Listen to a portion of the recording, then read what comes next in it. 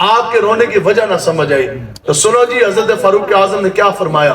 آپ نے کہا مجھے آج سے کچھ سال پہلے والا خطاب کا بیٹا عمر یاد آ.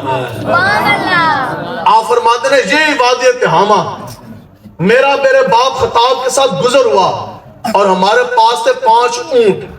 میرے باپ نے کہا کہ عمر بیٹا یہ 5 اونٹ سیدھے کر کے کھڑے کر دے. آپ کہتے ہیں کہ میں تو وہ تھا جو 5 اونٹ نہ سیدھے کھڑے کر سکا. اگلے سیدھے کریے پچھلے نکل جان, پچھلے روکیے سیدھے کریے اگلے نس جان.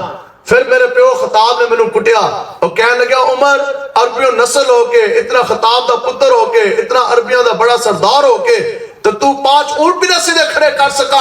آپ نے کہا لوگوں سنو عمر تو وہ تھا جو 5 اونٹ سیدھے نہ کھڑے کر سکا. یہ تو فقط نگاہ مصطفیٰ کا صدقہ کہ آج وہ خطاب کا بیٹا امیر المومنین فاروق اعظم بنا